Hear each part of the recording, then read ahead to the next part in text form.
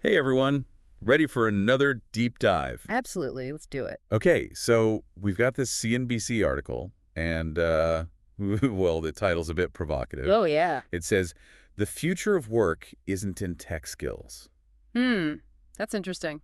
Especially these days. Right. You always hear about how everyone needs to learn to code and all that. Yeah, like it's the ticket to, well, everything. But this recruiter, Perry Petzold, he's saying something different. I'm intrigued. Who is this guy? He's been in the recruiting world for like 25 years. Wow. So he's seen some changes. Yeah, and get this, he specializes in placing tech leaders. So he knows what companies are really looking for. Exactly. He's a managing partner at this firm, Fox Search Group. They find like the top people for these companies. Okay, so this isn't just some random opinion. This guy's got serious experience. Right. So, I mean, the article does say that digital literacy is still important. Of course, yeah. You need some tech know-how no matter what you do these days. Like, even if you're working in a warehouse, you're probably interacting with some kind of computer system. Yeah. Exactly. But Petzold's point is that companies can train you on the specifics.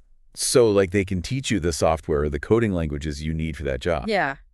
But there are some things that are much harder to teach. And that's where EQ comes in, Bingo. this whole emotional intelligence thing, right? Mm-hmm. Mm-hmm. And Petzold's argument is that having a high EQ is, well, it's going to be even more valuable than those tech skills we were talking about. Okay, so explain that to me, because isn't like a little bit of conflict good? Mm-hmm. I mean, how can you innovate or come up with new ideas if everyone's just agreeing all the time? That's a really good point. How do you balance that with, being emotionally intelligent? Well, that speaks to the nuance of EQ, right? It's not about Yeah. avoiding conflict altogether. It's about knowing how to manage it constructively. So you're saying it's more about how you handle those disagreements? Yeah, like think about giving someone feedback. Oh, okay. It can be tough, right? But Yeah. someone with high EQ can do it in a way that's honest and direct, but also respectful and helpful. So instead of just saying, that's wrong, you're saying they might offer alternative solutions or ask questions to understand the other person's perspective better. Exactly. It's about understanding those emotions involved, both yours and the other person's, and using that understanding to navigate those complex situations. That makes a lot of sense. And the article actually goes into some specific things that high EQ workers are really good at. Oh, like what? It's not just about being like nice or whatever, it's real skills. Okay, I'm listening. So first one, they're really good at handling and delivering constructive feedback. So that's what we were just talking about, making sure it's helpful and not just critical. Right. Think about a time you got feedback that just made you feel terrible. Oh, I've definitely been there. Chances are that person wasn't exactly using their EQ, right? Yeah, probably not. But when you get feedback that actually helps you grow, well, that's different. Totally. And someone with high EQ, they can do that. They can be honest without being hurtful. They can also take feedback without getting defensive. Right. They use it as a chance to learn and get better. Okay, so giving and receiving feedback. Well, that's number one. Got it. What's the next EQ superpower on the list? Lay it on me. Managing conflict. Oh, that's a big one. I mean, let's be honest, conflict's going to happen. In any workplace. Yeah. But I guess some people might say, well, those first two things, that's just common sense. What makes them specific to EQ? On the surface, they might seem like common sense, but it's Yeah. the how that matters. Someone with high EQ, they can step back from that immediate emotional reaction. So they don't just fly off the handle. Exactly. They can analyze the situation, really listen to the other person, and then, well, they find a solution that works for everyone. It's not about avoiding the conflict altogether. It's about navigating it in a way that leads to, a positive outcome. Yes. And that takes self-awareness and emotional regulation, which are like key parts of EQ. Okay, I'm with you. So feedback, conflict. What's number three? This one's a bit of a mouthful. Having critical conversations with urgency. Okay, break that down for me. What does that even mean in the real world? Basically, it means being able to address important issues head on, Even if they're uncomfortable. especially if they're uncomfortable. Because sometimes you just got to have those tough conversations. And putting them off just makes things worse, right? Totally. But you also don't want to be that person who's always picking fights. Right. It's a delicate balance. So how does EQ help with that? Well, someone with high EQ, they can approach those conversations with, clarity and confidence, Okay. but they're also mindful of the other person's feelings and perspective. So it's not about being a bull in a china shop. Nope. It's about being assertive but respectful at the same time. I'm starting to see a pattern here. It seems like a lot of these EQ skills are about communication, But not just the words themselves, it's how you deliver them, how you read the room. You're picking up what I'm putting down. And that brings us to skill number 4, working cross-functionally by persuading peers and other leaders. Okay, so that sounds like, well, is it like being a super smooth talker? Like someone who can convince anyone to do anything? Not exactly. It's more about getting people on board with your ideas. Okay, so you're not manipulating them, you're getting buy-in. Right. And that often means working with people from different teams, different departments, maybe even different levels of seniority. So you got to be able to understand different perspectives, build relationships. Exactly. And again, this is where EQ comes in. You need to be able to read people, understand their motivations, and then tailor your communication style accordingly. So it's less about being a master manipulator and more about, like, genuine collaboration. Exactly. Finding that common ground, working together towards a shared goal. Got it. So we've covered feedback, conflict, tough conversations, and cross-functional collaboration. That's 4. What's the 5th and final EQ skill on this all-star list? All right, number 5 is being able to effectively present ideas to leaders above you. Oh, that's a scary one for a lot of people. For sure. I mean, walking into your boss's office and pitching an idea, that can be super intimidating. Yeah, my heart starts racing just thinking about it. But imagine being able to do that not only with a great idea, but with the confidence and the composure to really sell it. So EQ helps you, like, level up, not just in terms of your skills, but your presence, how you command a room. Yes. And here's the good news. It's a skill you can develop. You don't have to be born with it. Nope. That's a relief. Because honestly, this whole conversation has got me thinking, do I even have any EQ? Haha, I think we all have some level of EQ. It's just about recognizing it and then developing it further. It's like Petzold even mentions how he thought coding was the be-all and end-all for his kids.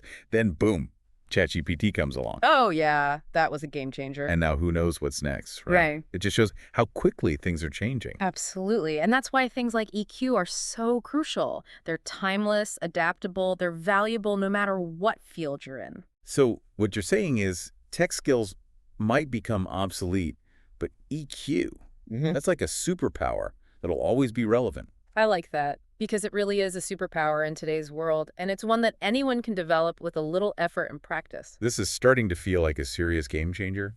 So where do we go from here? How do we actually start developing our EQ? That's a great question, and one we'll delve into deeper in our next segment. We'll explore some practical strategies for boosting your emotional intelligence, whether your current workplace offers support or not. All right, now I'm really intrigued. Let's dig into that after a quick break. Sounds good to me.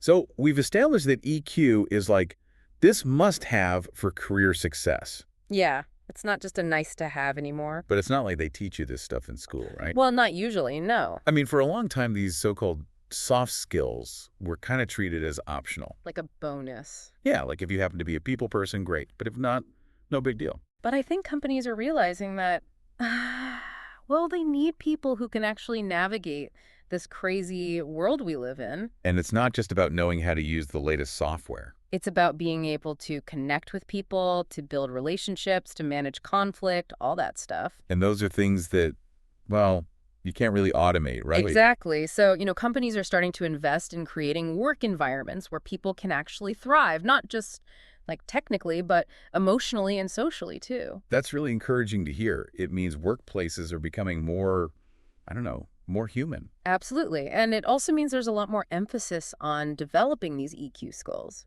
So it's not just about hoping you were born with some like magical ability to read people's minds. Right. It's about active learning, like any other skill. You can get better at it with practice. Exactly. And the right guidance, of course. So what if someone's listening to this thinking, okay, this EQ thing sounds important, but I'm not sure I'm that great at it. What advice would you give them? First of all, don't freak out. Like we said, EQ is not set in stone. Okay, good. Because I was starting to panic a little. Haha. It's something you can develop. And there are tons of resources out there to help you do just that. Okay, so like, what kind of resources? Where do you even start? Well, there are books, articles, online courses, Okay. even workshops and coaching programs specifically designed to help you understand and strengthen your emotional intelligence.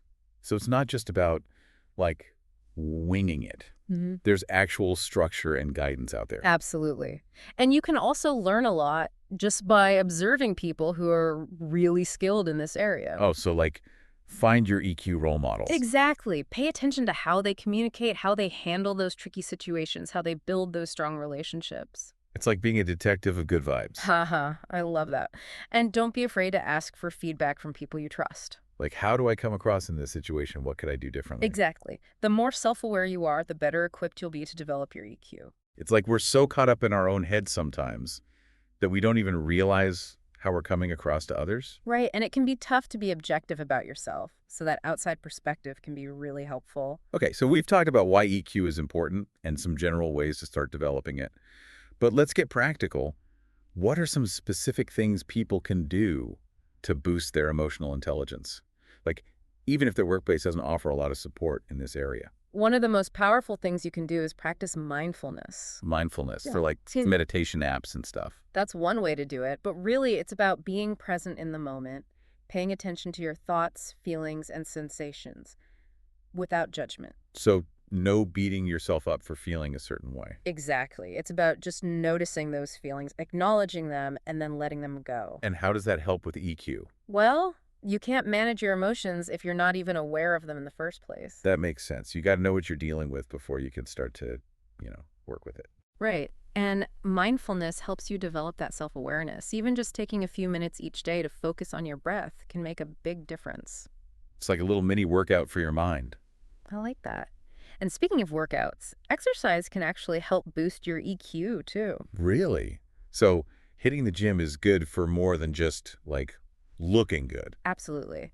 Exercise releases endorphins, which Yeah. have those mood-boosting effects. I've definitely experienced that. It also helps reduce stress and improve sleep, both of which are essential for emotional well-being. So it's not just about physical health. It's about mental and emotional health too. It's all connected. It really is. And another important piece is your social environment. Oh, so like the people you hang out with. Yeah, surround yourself with people who support your EQ growth, Yeah. people who inspire you to be your best self. So ditch the drama queens and the energy vampires. Well, it's not always that easy, but But you can be more intentional about who you spend your time with. exactly.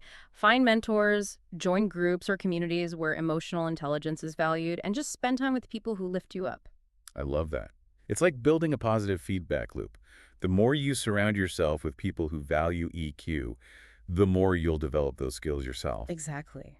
And don't forget to ask for help when you need it. Oh, so like if you're struggling with a particular aspect of EQ, it's okay to reach out for support. Absolutely. There are therapists, coaches, counselors, lots of people who can provide guidance. I think a lot of people might feel like, well, like it's a weakness to ask for help with something like EQ. I understand that feeling, but it's actually a sign of strength to recognize when you need help and to be willing to ask for it. It's like you don't have to be perfect to be amazing. Right. Exactly. We all have our strengths and weaknesses, and it's okay to need a little help sometimes. And EQ is just like any other skill, right? You're not going to become an expert overnight. Right. It takes time, effort, consistency. Exactly. This whole conversation's making me think about how we often separate hard skills and soft skills, but they're actually intertwined. yeah, you can't be this brilliant tech wizard who can't communicate with anyone, right? It's like, what's the point of having all that knowledge if you can't share it effectively? Exactly. And as technology continues to advance, those soft skills, those human skills, are going to become even more valuable. Because those are the things AI can't replicate. Right. It's like we're entering this new era where our humanness, our ability to connect and empathize and collaborate, that's becoming our greatest asset. It's almost like EQ is the key to unlocking our full potential as humans. I think you're right. It's not just about advancing your career. It's about becoming a more well-rounded, fulfilled human being. I love that. So we've laid the groundwork for understanding EQ and why it's so crucial in today's world. Now we're ready to get into even more practical strategies for actually developing those EQ skills. Let's dive into that in our next segment. Sounds good to me. We'll look at tangible techniques you can use to become more self-aware, build stronger relationships, and navigate those tough situations with grace and confidence. Perfect. I can't wait. Okay, so we've talked about mindfulness and empathy as being key for EQ. Right. Those are foundational, you know. But I'm ready to get even more practical. Like, what are some actual techniques people can use to boost their emotional intelligence? Well, let's start with mindfulness because, like we said before, it's all about becoming more aware of your emotions. Right, like becoming a detective of your own inner world. Exactly. Noticing those subtle cues, the patterns in your thoughts and feelings. And the more aware you are, the better you can manage those emotions. Gee, exactly. But I know what you're thinking. Does that mean I have to sit on a meditation cushion and chant Om all day? Haha. Well, I wasn't going to say it quite like that, but yeah, that's kind of what comes to mind. And while meditation is great, mindfulness can be so much more than that. You can incorporate it into your everyday life. Oh, so like what mindful dishwashing? Exactly. Mindful walking, mindful eating. It's about bringing your full attention to whatever you're doing in that moment. So not just going through the motions on autopilot. Right.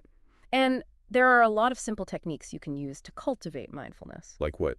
Give me an example. One of my favorites is the Stop-a-Pee method. The SAP method. Yeah, so whenever you're feeling overwhelmed, stressed, just stop what you're doing. Okay. Take a few deep breaths, observe your thoughts and feelings without judgment, and then proceed with your day. So like a little reset button for your mind. Exactly. And the more you practice those little moments of mindfulness, the more it becomes a habit. And the more easily you'll be able to access that calm, centered space, even when things get tough. Okay, I like that.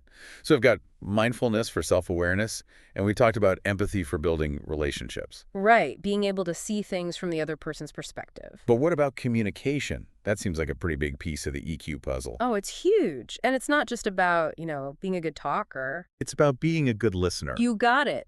Active listening is a skill, and it takes practice. But everyone thinks they're a good listener. That's the funny thing, yeah.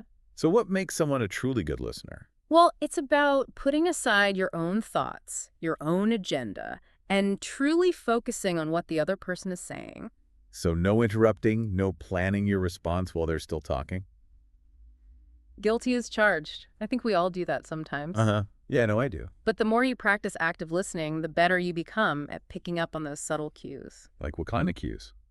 Their tone of voice, their body language, their facial expressions, all those things can tell you so much more than just their words. It's like you're becoming a detective of communication. Haha. I love that analogy. And once you've mastered that art of active listening, then you can start working on your assertive communication skills. Assertive communication. That sounds a little aggressive. It doesn't have to be. Assertiveness is about finding that sweet spot between being passive and being aggressive. So it's like standing up for yourself without being a jerk. Exactly. It's about expressing your needs and opinions clearly and respectfully without violating the rights of others. Okay, so how do you do that?